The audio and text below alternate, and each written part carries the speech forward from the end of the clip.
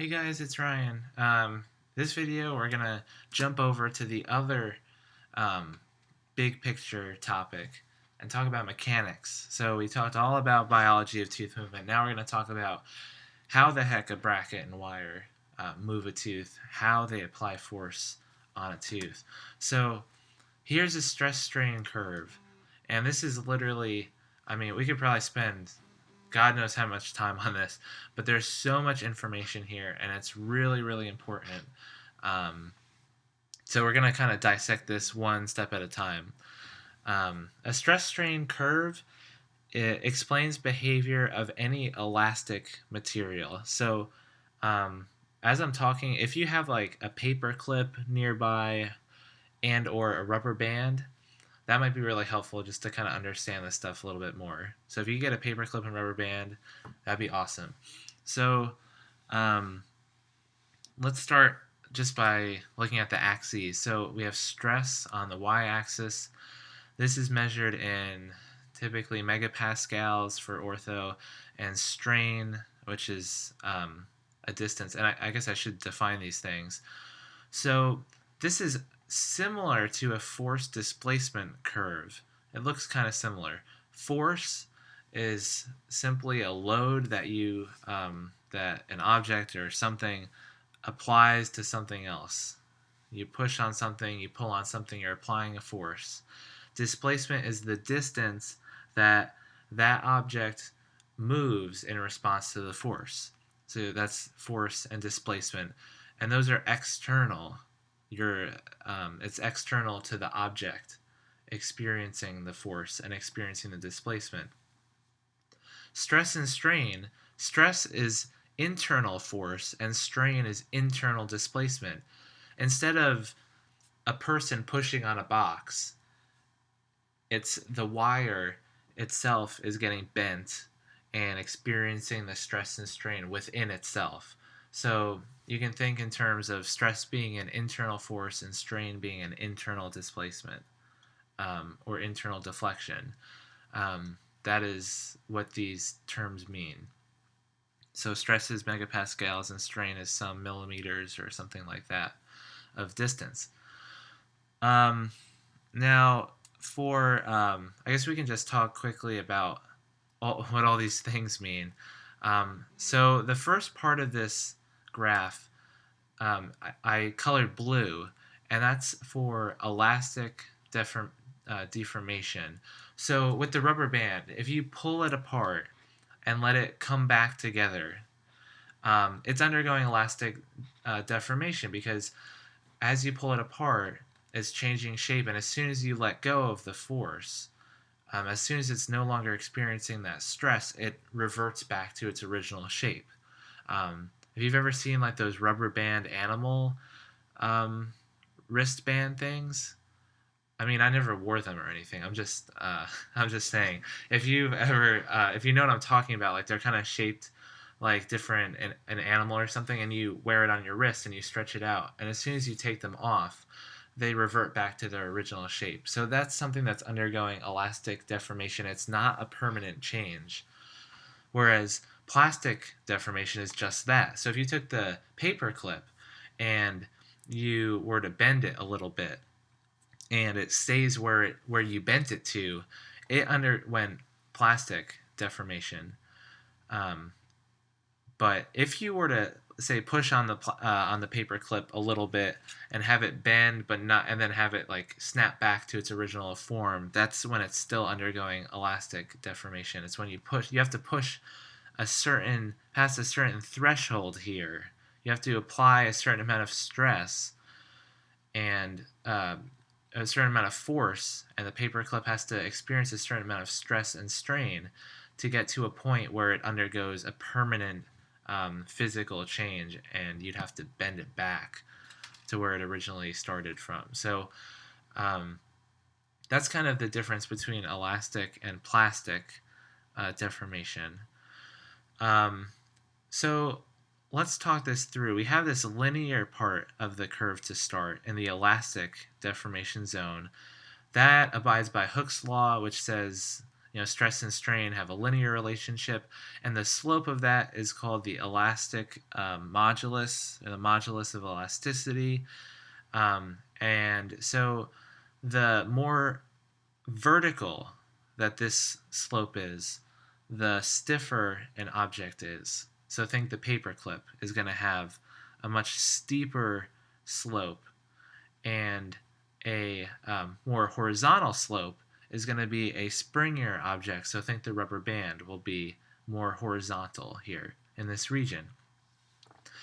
And then, so we're going up, we're applying more and more force, the object's experiencing more and more stress, and we reach the proportional limit, which is the highest point on this graph. And I have to say, this part gets a little bit confusing. Even like different sources online disagree on some of the definitions of these things, but I'm going to try to explain it the clearest I can. Proportional limit is the highest point on this curve where it's linear. So as soon as you get past this, it's not really, it's still kind of elastic, but it's not like totally elastic because it's not abiding by Hooke's law. So proportional limit is purely mathematical furthest point along the curve where it's no longer straight line. At this point, we get a little bit fuzzy. We're kind of at the elastic limit. If you were tugging on the rubber band, it would still feel elastic, but if you tug enough, you'll reach the yield strength of the rubber band, or yield point, and that's where it deviates from elastic nature. It deviates from elasticity at a measurable level. So they say about 0.1% plastic deformation. So basically, you can't really tell. But if you were to pull on the rubber band past this point, it's no longer going to go back completely to its original shape. It'll stay a little bit more stretched out than it started out as. And then we go a little bit further along this curve and we reach the ultimate tensile strength, which is the maximum load an object can sustain. So that's the maximum amount of force. Anything beyond that, the object's going to fail or break. So you pull past this point, you reach the failure point, the rubber band snaps. So that's basically all those points. And then we can talk about the area under the curve. So the area under the curve of the elastic portion is called resilience, which is essentially the energy storage capacity of the object as you're stretching the rubber band and you release it. It has some sort of energy associated with that, is some potential energy built up as you stretched it out and let it go. So that's resilience. Not really important to ortho. I forgot we were talking about orthodontics here for a second. And then formability is the area under the curve of the plastic portion of the curve, and that's much more relevant to ortho. And that's the ability to undergo plastic deformation without breaking.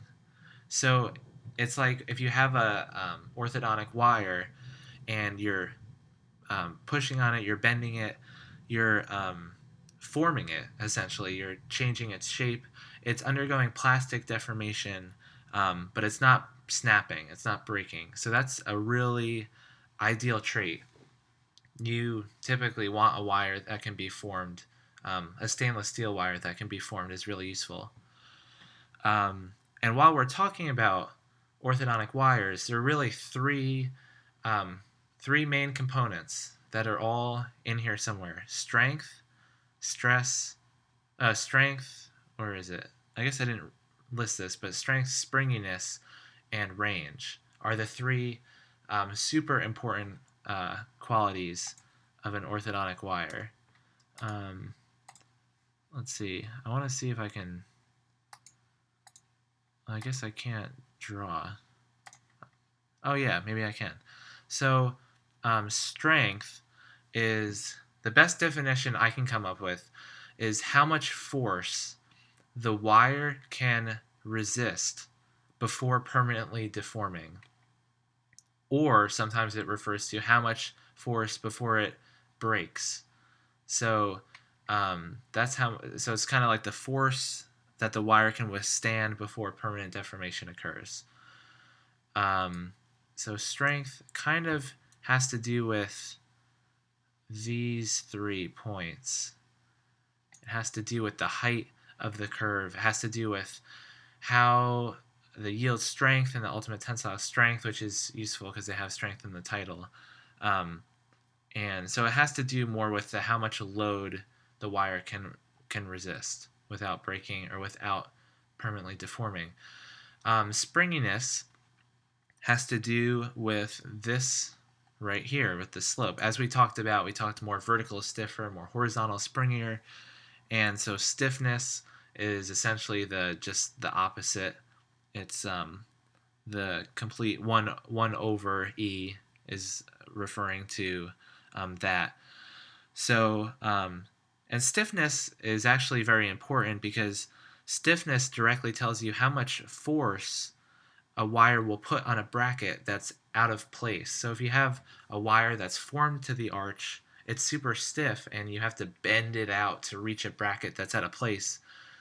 The stiffness tells you it's going to want to get back to its original shape, and so it's going to apply a lot of force on that bracket to get back to where it wants to be.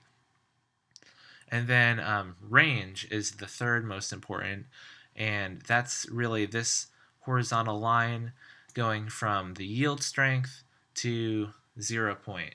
And that's the range, really short for range of action, which is how far a wire will bend before permanently distorting. So it's really this, it's basically, and the elastic limit gets a little bit fuzzy here. So some people say range is here to proportional limit. People say it's here to elastic limit. But it's from somewhere in this elastic portion of the curve, this x distance. And it's how much, again, how far the distance that the wire can bend elastically before it loses its elasticity, before it's permanently distorted. So those 3 components are super critical. The strength is how much force a wire can withstand. The springiness is essentially the flexibility, how far the wire will bend under a given load, and the range of action, how far it will bend before permanently distorting. And then the performance of the material depends on both what the material is made out of and its specific geometry. So really fast here. Treatment typically goes from NiTi to TMA, which is the beta titanium, to stainless steel in this order, from springy to stiffer. Why is this? Because if you start out with a wire that's too stiff, you'll start out, number one, with a force that's probably too heavy initially, a force that decays too quickly, and you could potentially pop off a bracket that's really far out of place.